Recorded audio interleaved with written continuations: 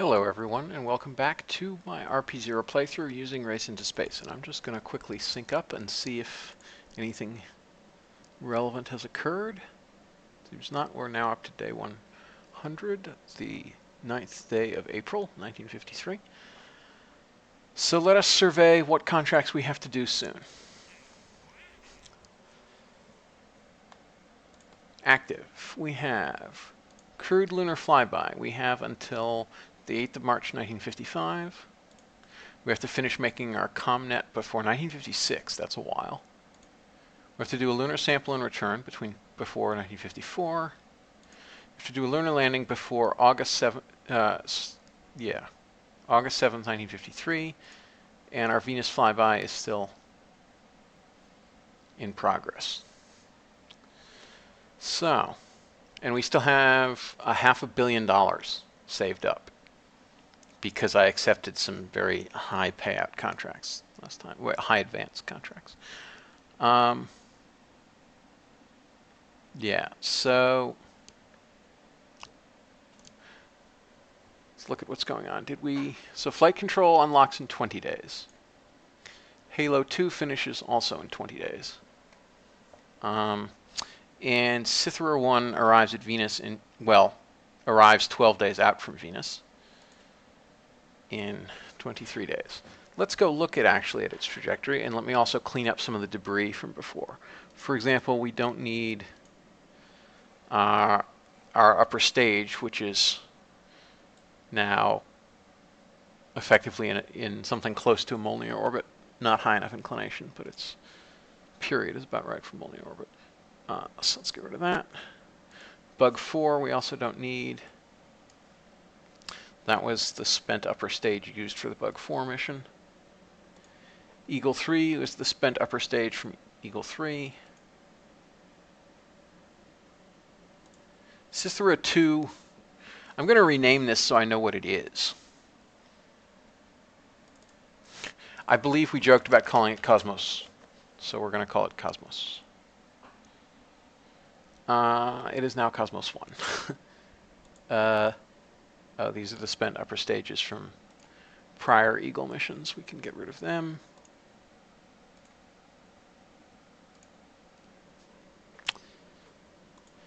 Selene 5 is... Where is Selene 5?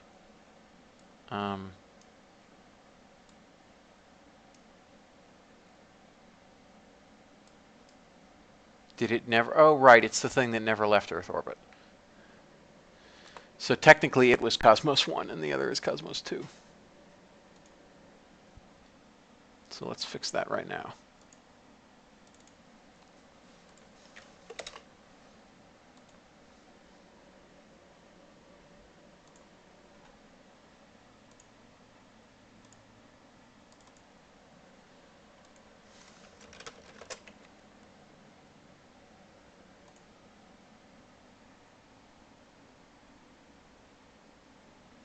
Yes, Pap, you get to admire your pretty contract orbit lines. They're great. Actually, that's a Molniya orbit, I'm pretty sure. I think that's the Molniya orbit. A Tundra orbit would be rather higher apogee. Because that looks like it's... Yeah, that's a Molniya orbit. Right. Oh, right. The whole point is... Forgot. The whole point of that was to go look at what Cythera 1 was doing. So let's actually go look at what Cythera 1 was doing. Durr.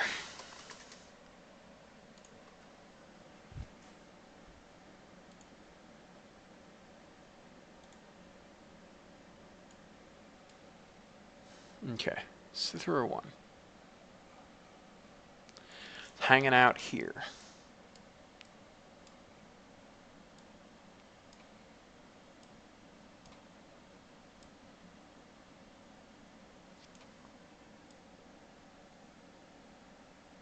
Why is it that our Pericythera looks like it's in the wrong place? That's highly annoying.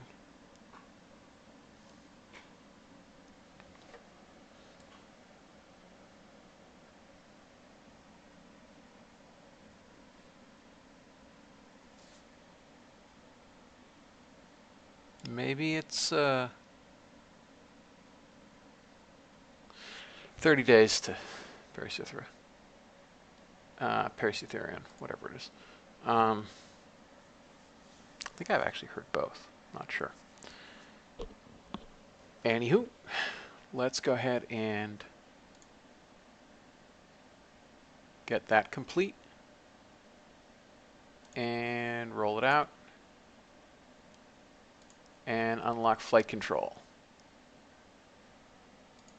Now, I don't think I'm going to have time to build the launch vehicle today. Well, sorry, to build the lander today. But can throw 1.1 tons. So let's try to build the tiniest, lightest thing we can.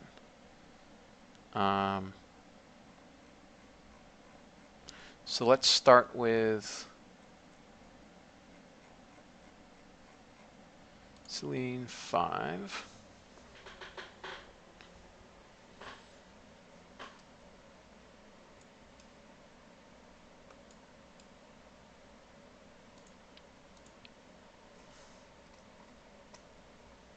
Okay. Now, we want a sample return mission.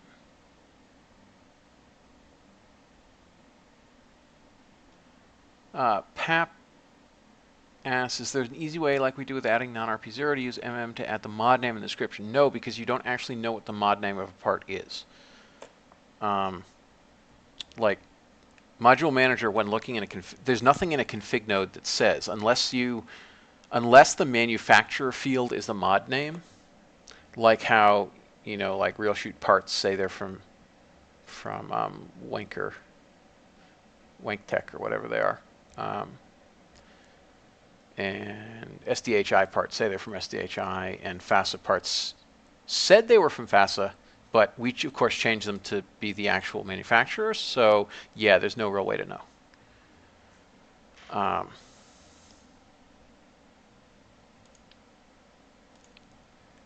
right, so let's see what we can get with. Remove the antenna.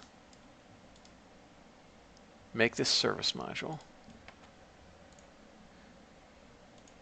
And make this bipropellant RCS.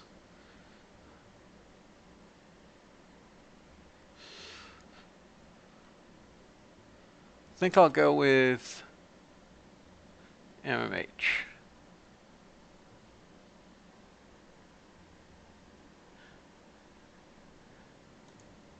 It's the traditional option. Why do I not have entry cost modifiers for those configs? That's annoying. These should be quite cheap now, because Mon 3 is very close. Right.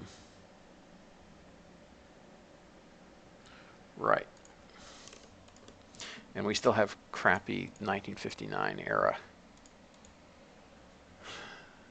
specific impulse.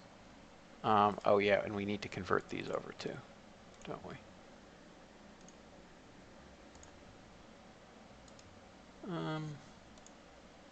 Oh no, that was wrong. Got to put the electric charge back.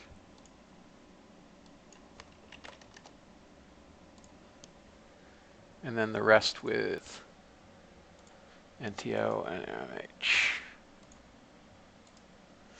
That's an appreciable quantity of delta V. However, it's not actually that much. So that gives us all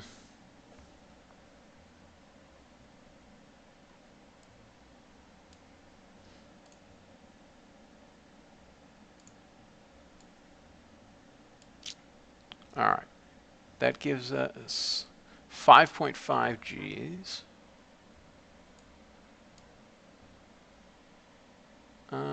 What if we replace that with some RCS?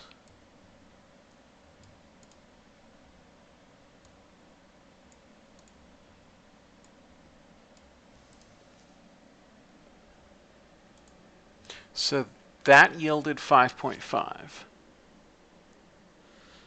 So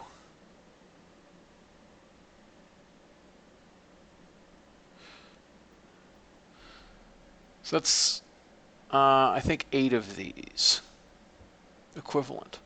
So if we cut it in half to 4 of these, that's the largest we have. Oh, no, we have the big one now. But I'm not sure we really need it.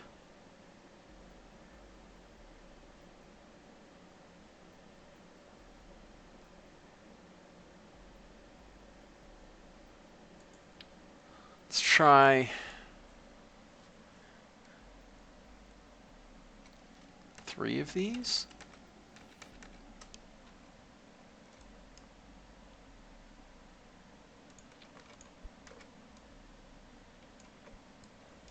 Okay.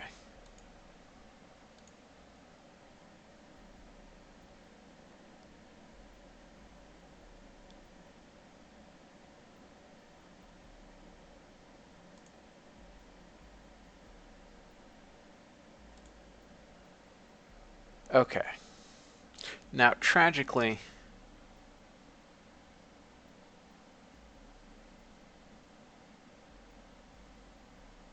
we don't actually.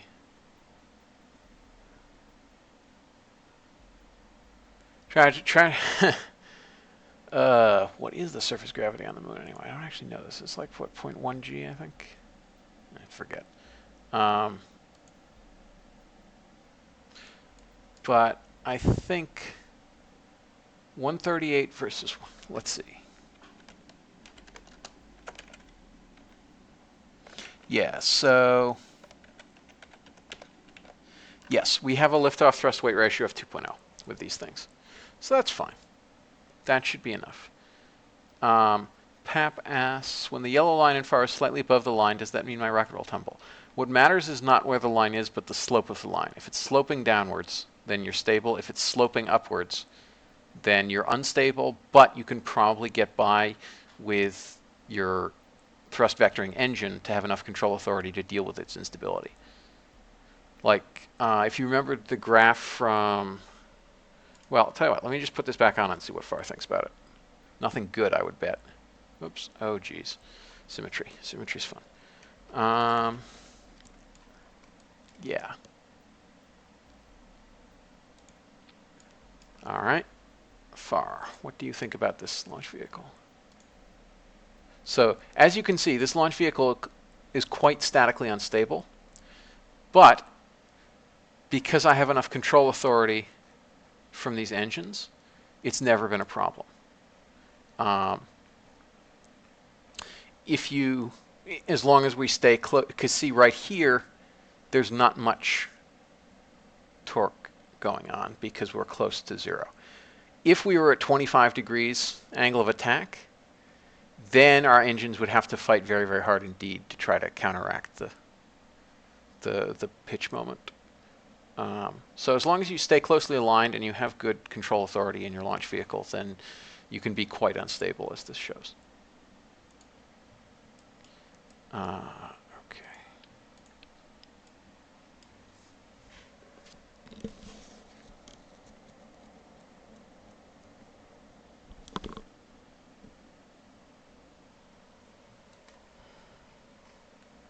Oh, wait, I'm an idiot.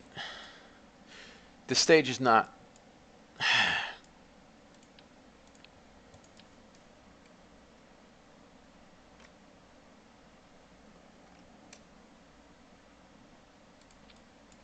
This is not the... that's not the terminal landing and ascent stage. For it to be the terminal landing and ascent stage, we would need about 3 kilometers per second in it. And we ain't got 3 kilometers per second in it.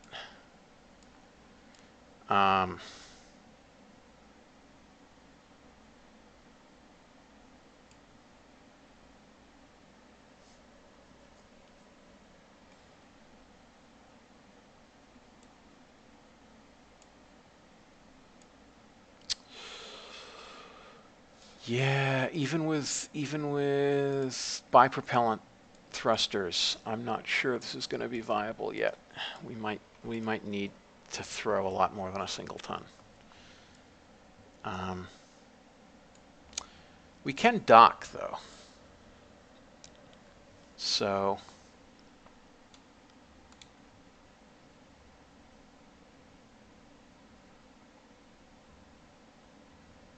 well, I don't really have time to deal with this.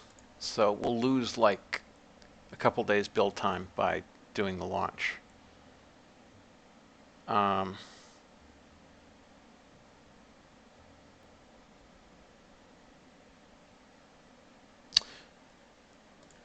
Right, let's go ahead and launch Halo 2.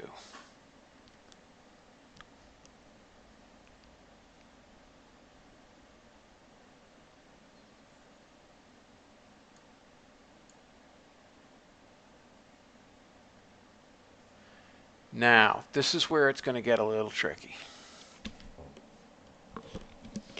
We want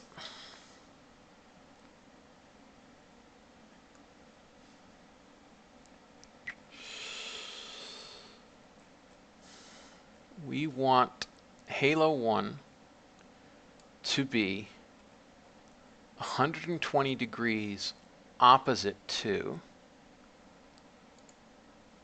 there's Halo 1.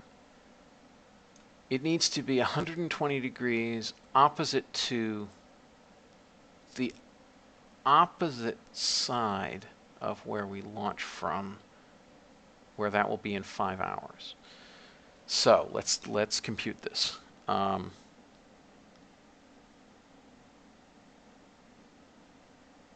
So first it needs to come back about 5.5 hours. And 5.5 hours is how many degrees? 82.5 degrees. So it has to, so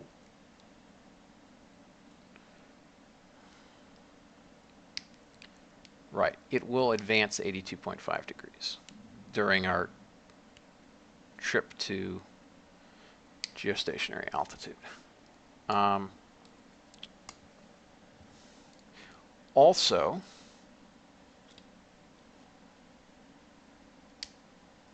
we want, so we need to launch to 82.5 degrees ahead and also 180 degrees ahead.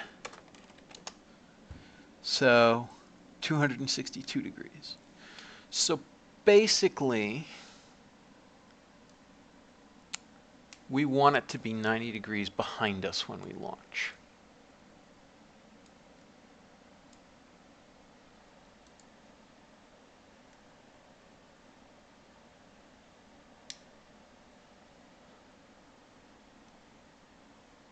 Hey, Dose12, welcome.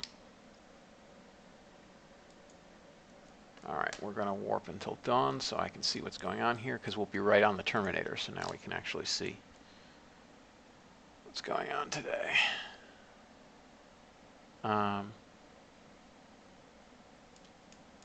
Okay, so, and Halo 1 is right there. So we need to, oh, this is stupid of me.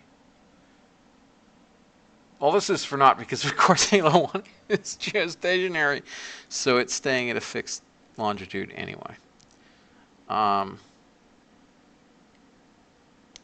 So yeah, that was stupid. So we just have to launch because it's always going to end up basically there, I think. Well, we'll launch.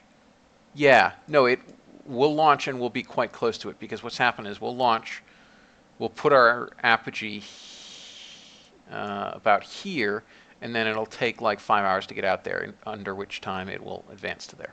So yeah. Well, that was stupid of me. Let's go ahead and launch.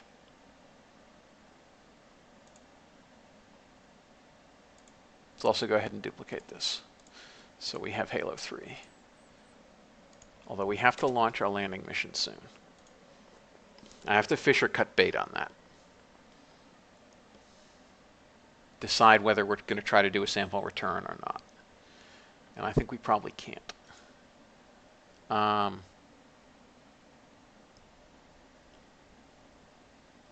Yeah, there's no way that we'll get new engines before that launch, so we're basically stuck with what we've got. All right. Let's do this launch, and then I probably have to stop.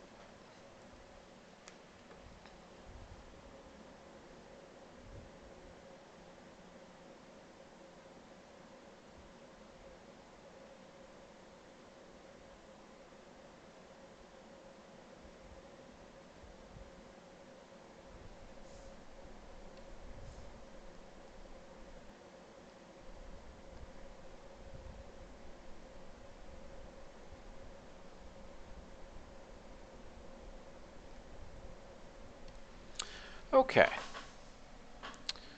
Conveniently, this was our last launch, and it worked not badly. So,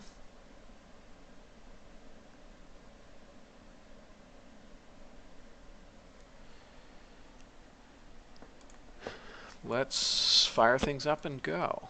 I don't think there was... Oh, I have to fix the staging, don't I? Yeah, I do. I do. And I also have to remember not to engage SAS when I don't want SAS engaged. All right. So,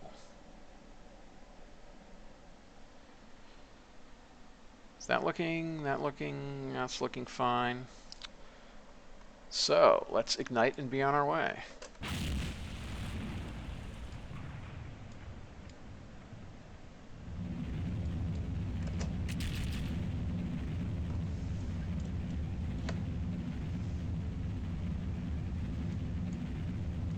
I think we can afford a little bit extra there.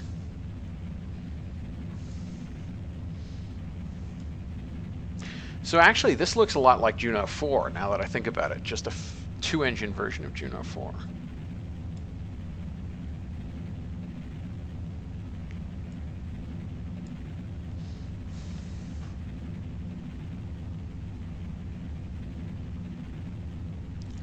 Or maybe like a notional Titan 1 Agena.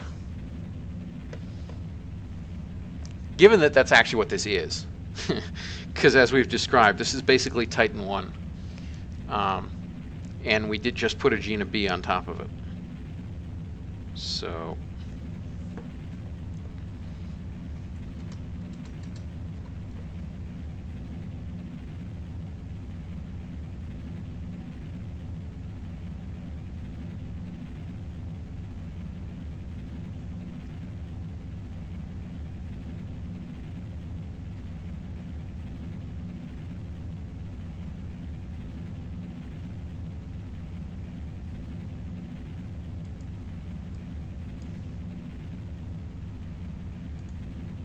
let's watch our ascent.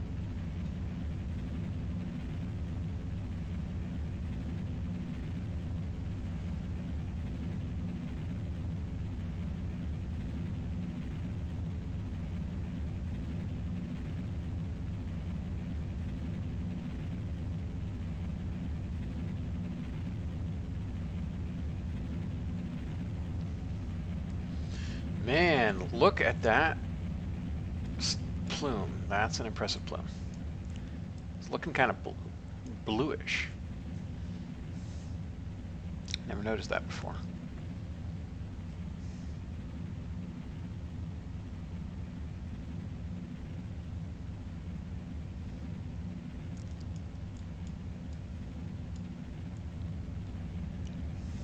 Seconds to burn out. At some point, we'll have to model the propellant utilization, where not everything can get burnt. That'll appreciably lower delta V on everything. 3 seconds. Burnout. Ullage and retrofire, and second stage ignition. Second stage light.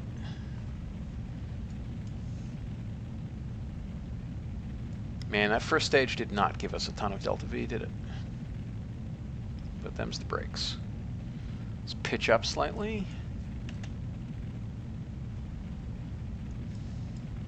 70 kilometers.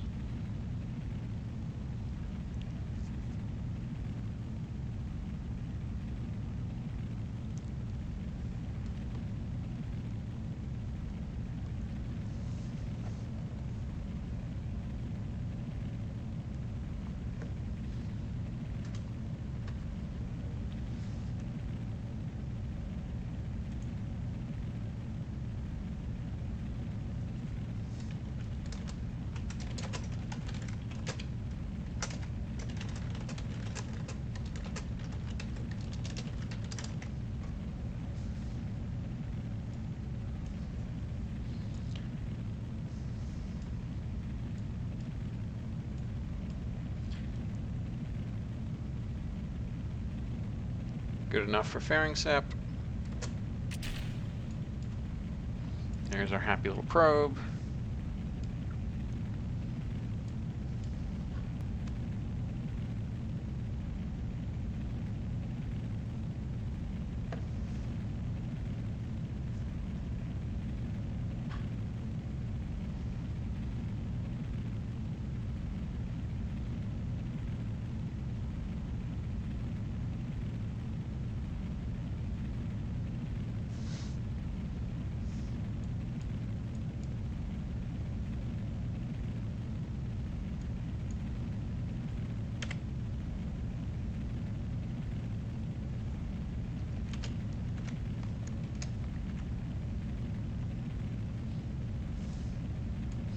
This is not a terribly efficient launch vehicle, but it's a fairly cost-effective launch vehicle, so I'm happy.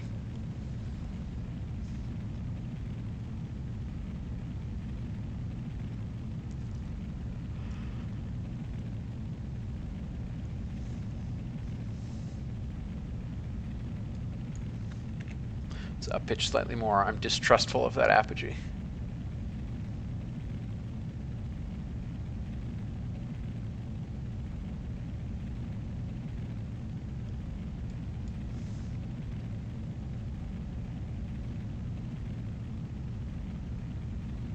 Specimen Spiff, this is actually the second. I launched it last night and it worked fine, so I'm launching a second now because I took a contract to put 3 of these things into a comms network.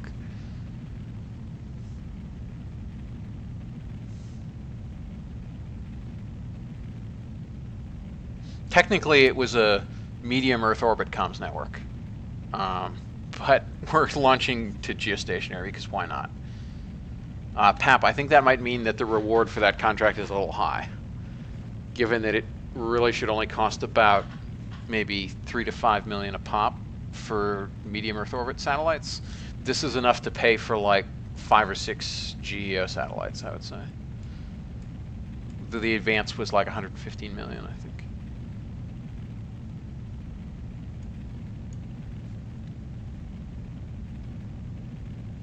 All right, we're launching to a very low parking orbit, but them's the brakes. So for future reference, 130 kilometers turn end is a little low for this. just a wee bit.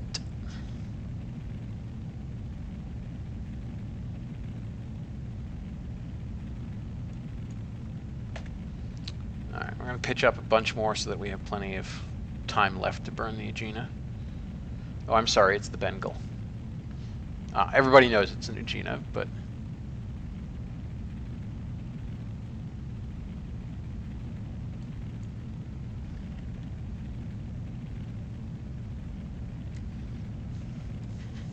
RCS to on.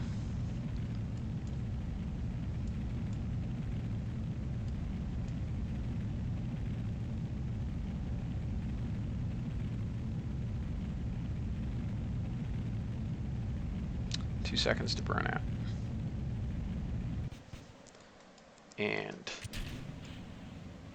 And Agena ignition. Well, but I keep saying that. It's because this is so obviously an Agena B. But oh well.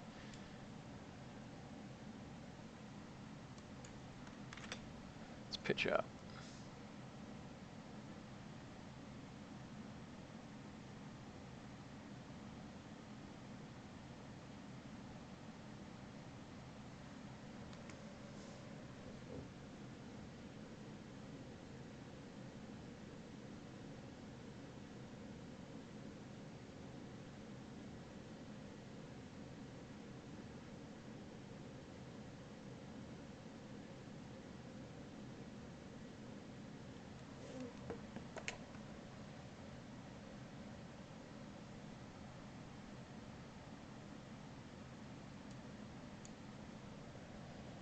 And it's also raining in 60 here in Seattle. Well, Bellevue. So yeah, it's Pacific Northwest going to Pacific Northwest.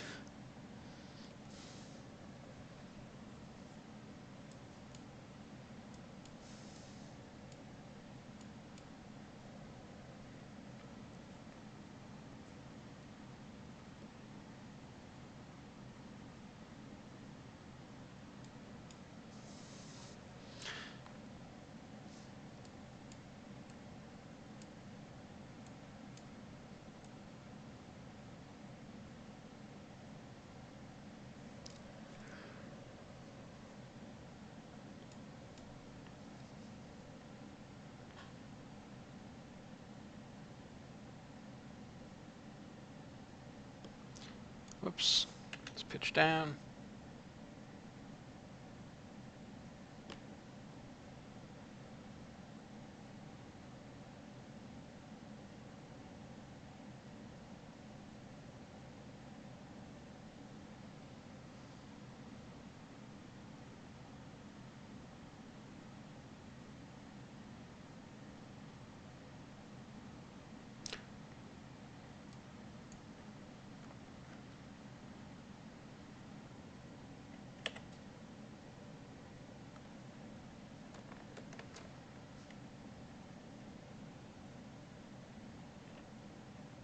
Gradually pitching closer to horizontal.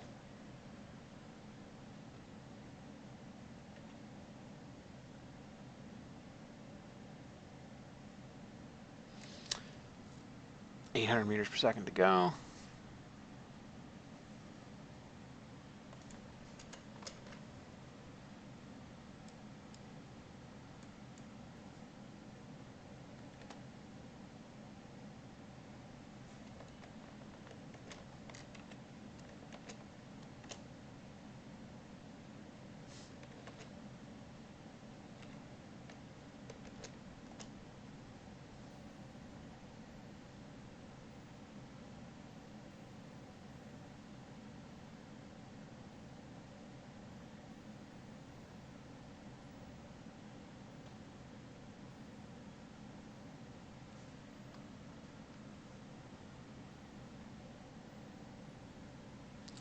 Here we go.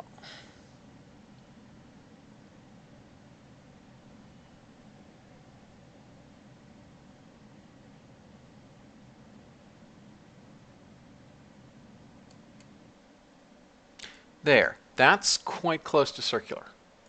I am happy. I am a happy little Nathan Kell. Eccentricity is 0.000.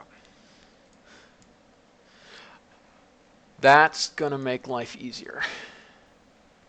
So let's pull up the maneuver planner. We want to change apogee at the DN. 35.7. Let's try 740. And we also want to, I think, decrease our inclination a bit without materially changing, because we have extra performance in this stage. We have quite a bit of extra performance in this stage. That seems reasonable. Now let's go ahead and not quite enough.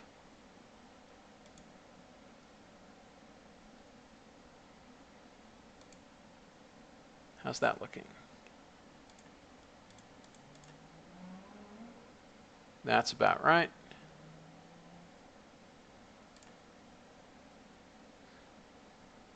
Yeah, let's go with that.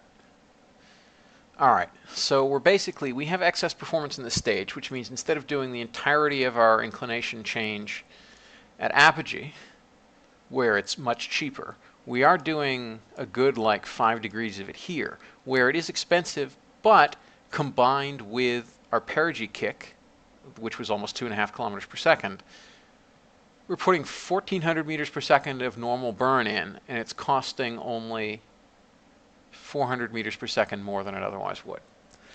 So yeah, sorry, it's costing 2750 versus 2450. Yeah, so 300 meters for 300 extra meters per second. We're using up the excess capacity in the stage, and we're doing a fair amount of inclination tweaking. But the SMA doesn't change, so that's fine. Those 12 asked, do I have a streaming schedule? I mostly do. I usually stream about 6:30 when I get home from work and get set up and stuff. But today I got home a little early because I'm going out tonight.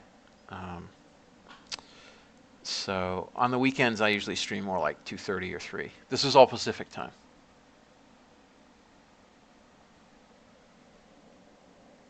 All right, and I technically only have about 7 more minutes, so this better finish fast. Unless we want to be late.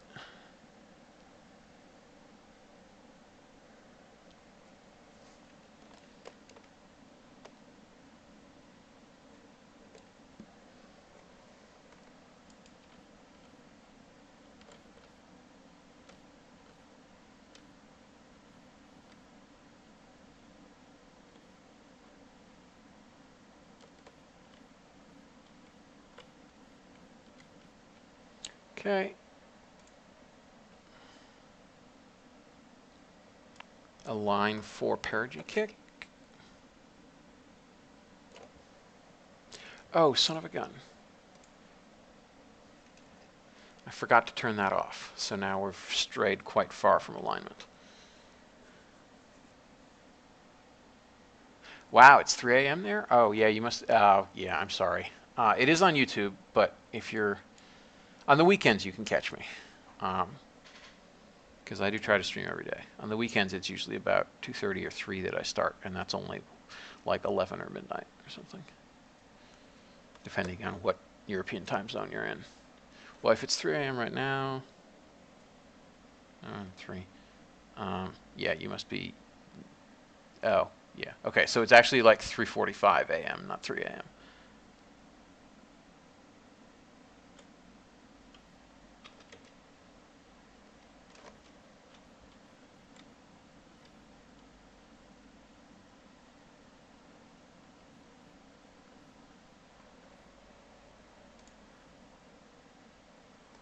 Alignment. Okay.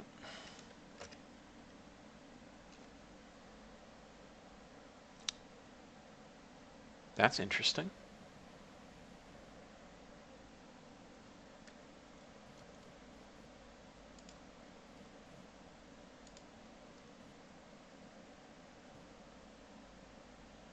Also, why did we hop out like 3 minutes before burn. That confuses me.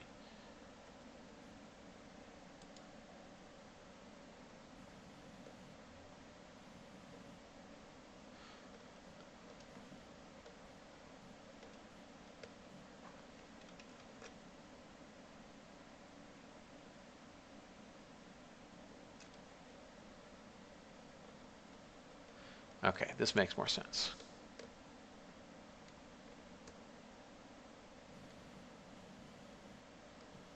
All right, so we're going to keep things stable so we don't lose this ignition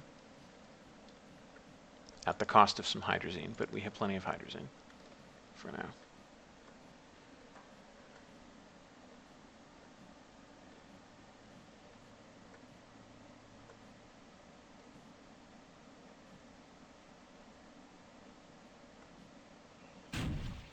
There we are. And we still have most of our hydrazine left for reorientation and spin up. This is good.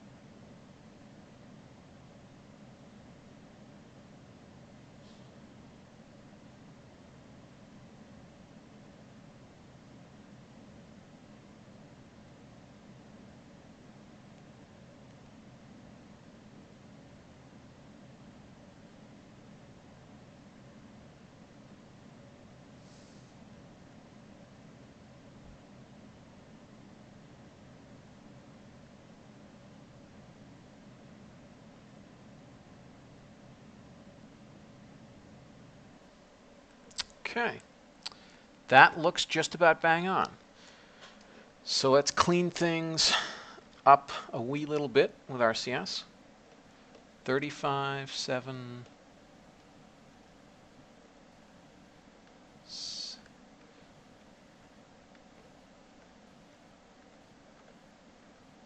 about right. All right.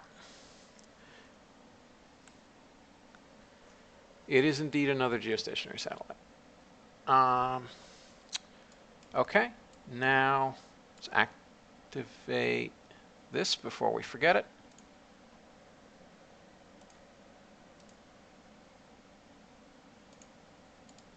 Okay, and now we want to circularize at the next apogee. And we want to change inclination to 0 at the equatorial AN. So minus 1090, minus 200.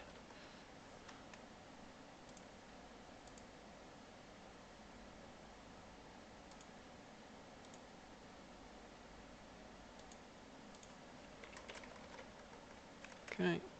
And 141281. Okay. Just verify that that looks sane. It does.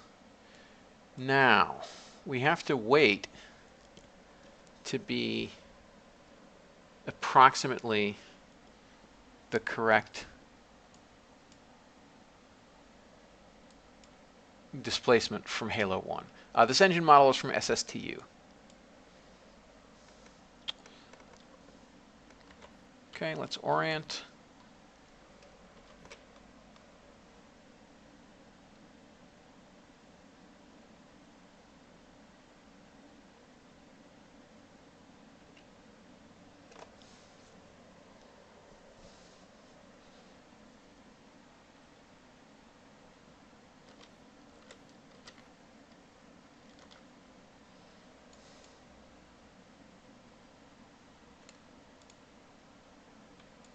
Okay, now let's cross your fingers we don't have any issues. Spin up.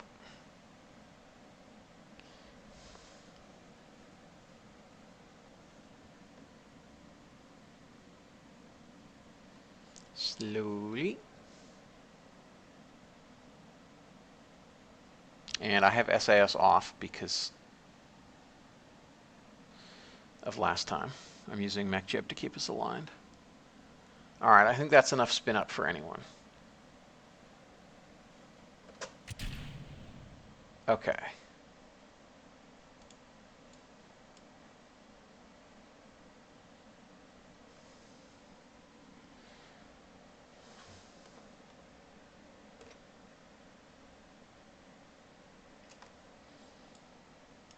Gradually, they're separating from each other, which is good. All right, SAS is off. So let's hope that we still are spinning. Yes, we are. Good. Now let's go ahead and warp up, and happily, we are spinning, which means the solar panels are spending about half their... They're about 3/4 of the time there's a solar panel pointed at the sun, which means we shouldn't have a very noticeable drain rate at all. In fact, we have a gain rate on electric charge. So, yeah. I mean, I could switch over to this thing and try to push it away, but by the time we get to apogee, it'll be far enough away. So let's watch what happens as we approach apogee.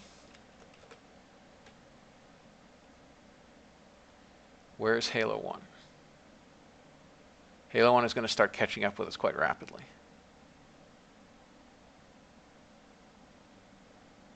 Yep, it is. Which means we're going to have to go around. Our period is 10 hours and 29 minutes, which is not the best, but we'll just do a once around, basically. We'll put that one orbit ahead.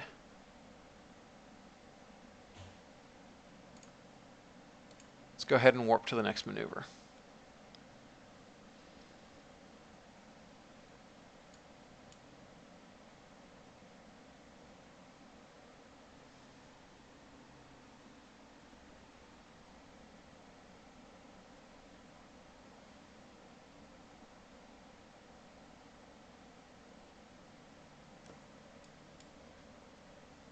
All right, we're aligned. We want to fire up about, I think, 10 seconds before apogee was what we figured, maybe a little more.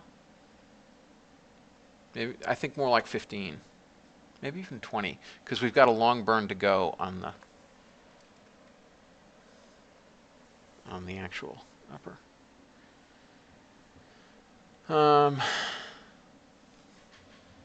Yeah, you know what? Let's go ahead and do this at 20.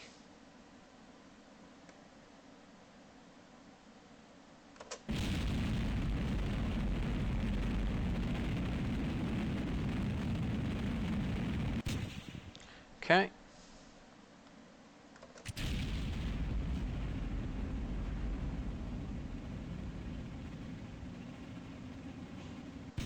That's close. We're actually quite close to being done, so we have very little to do now. All right, and let's kill our rotation, kill our spin.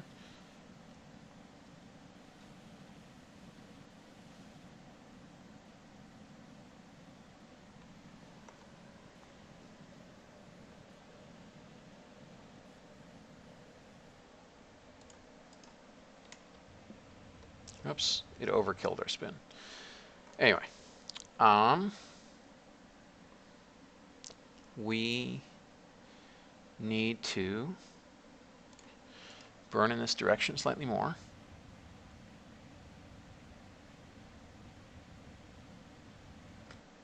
That's as good as that gets.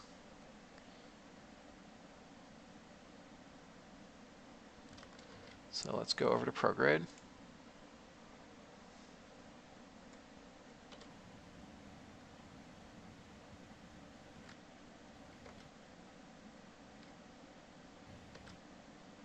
All right, and I think that this is actually pretty decent, to be honest. Let's roll such that our solar panels are fully in the sun. Close enough. The inclination is not the best, but it will do, certainly.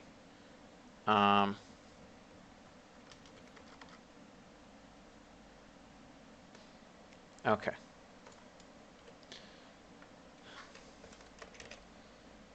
Now, we want,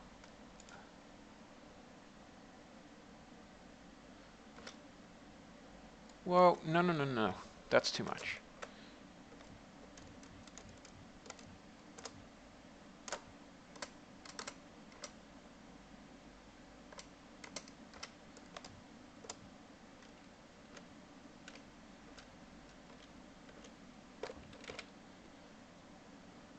That will do.